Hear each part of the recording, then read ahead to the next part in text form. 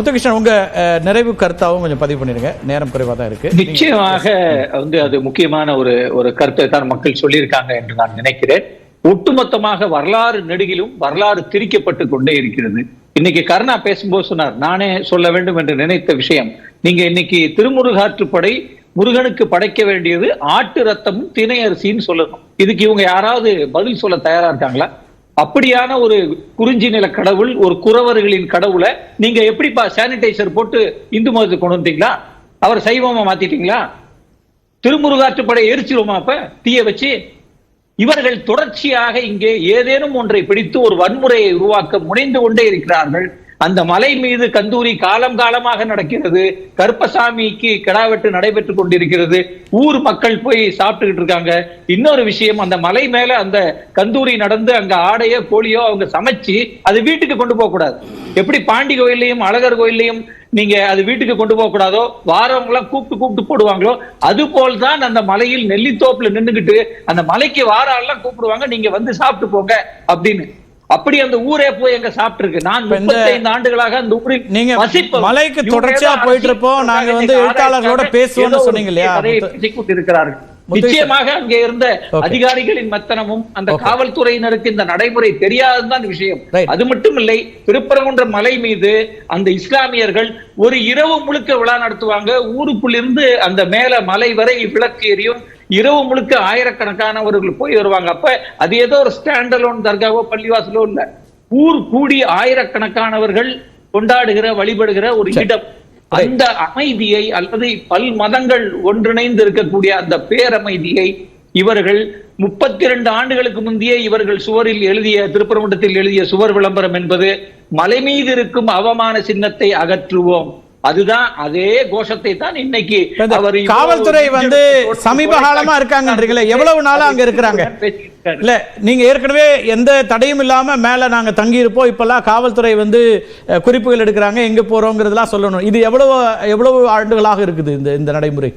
இப்பதான் கடைசி ஒரு 7-8 வருஷமாக அந்த காவல்துறை போடப்பட்டதோட விஷயம் என்னன்னா, நிறைய பேர் கடனானவங்க, கடன்பட்டு குடும்ப பிரச்சனை இருக்கவங்க மேல போய் தற்கொலை பண்ணிக்கிறாங்க. அப்ப அந்த தற்கொலையை தடுக்கத்தான் அது போடப்பட்டதை தவிர வழிபாட்டுகளை தடுப்பதற்காக போடப்படவில்லை. Okay, right. கர்ணா, ரொம்ப சுருக்கமா நிறைவு கருத்து. அதாவது இந்து சமய அறநிலைத்துறை என்ற ஒன்னே இருக்கக்கூடாது, கோவில்களை எங்களிடம் ஒப்படைத்து விடுங்கள்னு கருத்து வச்சிருக்கிற கொள்கையை வச்சிட்டு இருக்கிற பாஜக இன்னைக்கு வந்து ஒவ்வொரு வாட்டியும் இந்து சமய அறநிலையத்துறையே சொல்லிவிட்டதுன்னு மேற்கோள் காட்டுறாங்க. அதுல இருந்தே தெரியுது அது வந்து அரசு துறை தான், அது கட்சியோட ஈடுபாடு இல்லைன்னு. இன்னும் சொல்ல போனா இந்து சமய அறநிலைத்துறை பல முறை வந்து அவங்களும் வழக்கு போயிருக்காங்க.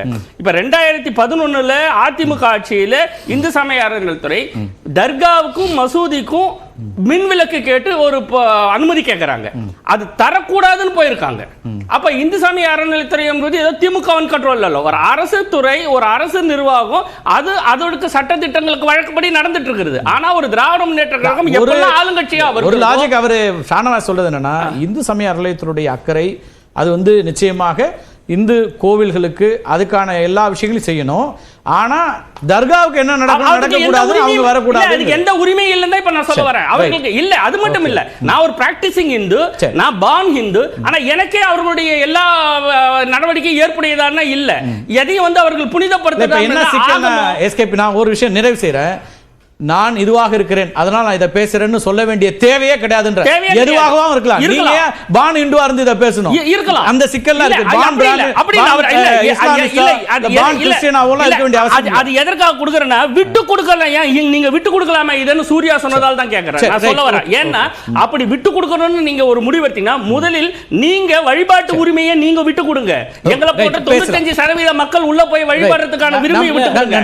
ஆகமம் நீங்க வச்சு நீங்க எல்லாத்தையும் முதல்ல சக இந்துக்களுக்கு நீங்க யாரு இந்துக்களே ஒன்று கூடுங்கறீங்களே, அந்த இந்துக்களை நீங்க